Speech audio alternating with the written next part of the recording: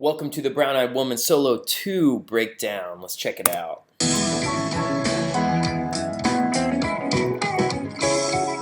Alright, so we're doing the setup. We saw the intro and also the solo one where he does a lead in. He's kind of doing the same lead in, but he's in a different fingering. He's not down here at the 4th and 6th fret. Same note choice, just up here in the C sharp minor pentatonic, his favorite, especially on blues. So probably figured this out, but also in this fingering as well. So now it sets up for a nice measure here in C sharp minor, and then also E. So this is all kind of the same fingering.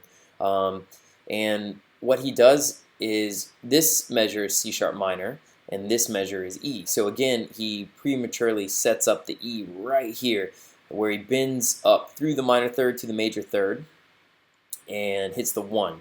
So this is a very nice country lick right there. So he bends it up, then with his pinky he hits the 12th fret, then while it's still bent, then he bends it back down, and then lands an E. Okay, so this is a nice country lick, and now he gives it a quick break, and now he again prematurely is going to set up the B, but with the setting up early is nice because it leads your ear into the next measure. So it's actually a super advanced move of soloing. Matt Schofield does this a lot in his soloing as well. Just brilliant. And so here we are. So we're going to B. So naturally we are going to hit the 8 and the 7, right? And we've seen that before. Like the bar chord here on the 7th fret, the top 7, 7, 8. So we're just going to hit the 3rd and the 1. And instead of going up, this is such an awesome riff. So we're going to try to break this down. It's like a Mixolydian lick, right? So we're hitting the flat 7. Let's just listen to it. Okay, cool. So he's actually ending on the E here, which is interesting. So this is almost, this part is kind of setting up, it's like E major scale, right? And the next part coming up is E major scale as well.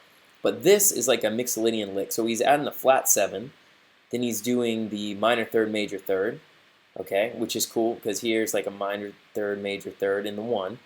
Kind of the same thing, but in this key in B. Then he's falling from the 1 to the major 7 to the flat 7, right? So again, a chromatic lick backwards. It's like this, but backwards in this key, right? And then he just sets it up in E, which is interesting right here. And this is not something typical that he does. You would think he'd stay in B, right? So this is like, it's in E, or I mean F sharp minor, kind of like a triad.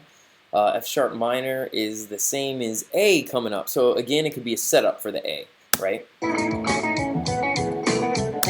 So under this A, he is actually just falling down this E major scale, right? But cool little lick. And breaking down, I could hear notes in between, so like, and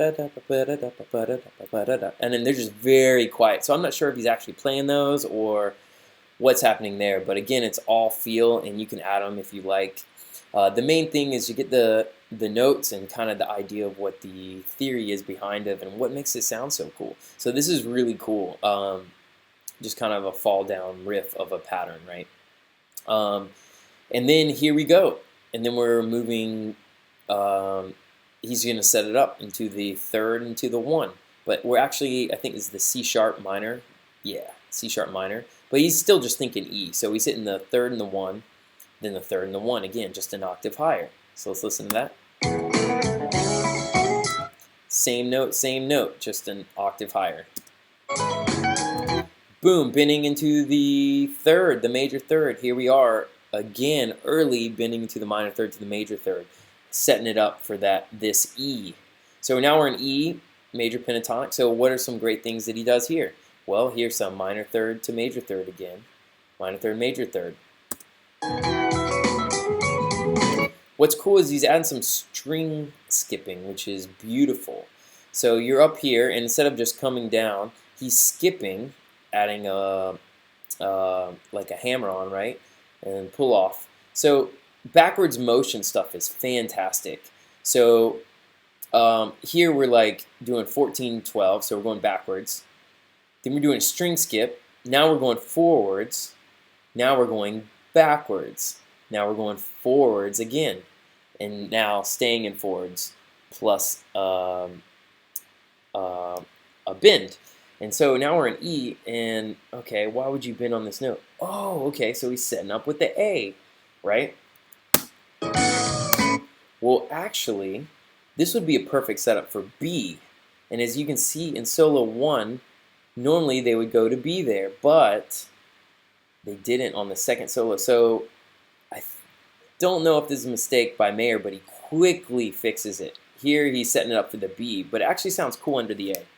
But he fixes it here where he hits the A, right? So you can kind of look at his face. He's like, ooh, okay, fix that down. Or it just sounds awesome. So this could be something completely out of musical context. It's like a perfect bend for like a B. It's hitting the third and the fifth of the B, right? But then he lands back on the A. Then now he's in A.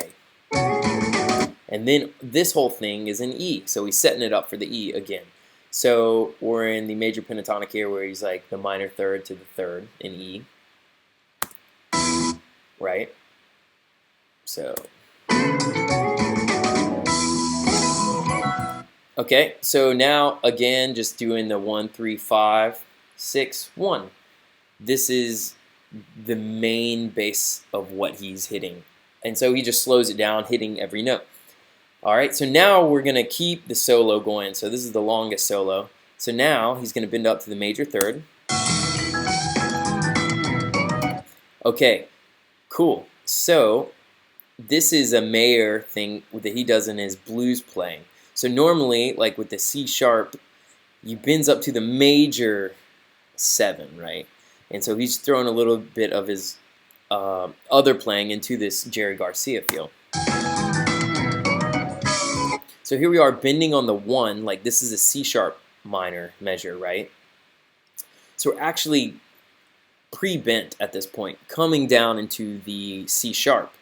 And we saw this in the intro where he actually bent the C sharp, which is not a normal thing of Mayer, but this is cool. But again, he's going to think E at this point. So here we are, minor third, major third. Then move your fingering down to the major pentatonic of B. All right, here we go, adding the what he's doing here is going down the E scale, but actually what he's doing is he's setting up this major third of B. Again, same sort of thing. So he's playing around the 8, right? And then sliding up to the 8-7 because he's thinking in his head 8-7. So he's like, okay, I'll just mess around with E because I'm in E, and then boom, here we are in B. So here is the slide to 11 to the 9, the classic thing, and then just fall down in the box, pull off, and then hammer on, minor third, major third. Okay, in a filler note, he actually hits an open B here, which is like awesome, genius, because we're in B, right? So here we are going down to the A. So here we are, the 5, and instead of hitting the 5 up here, he hits the 5.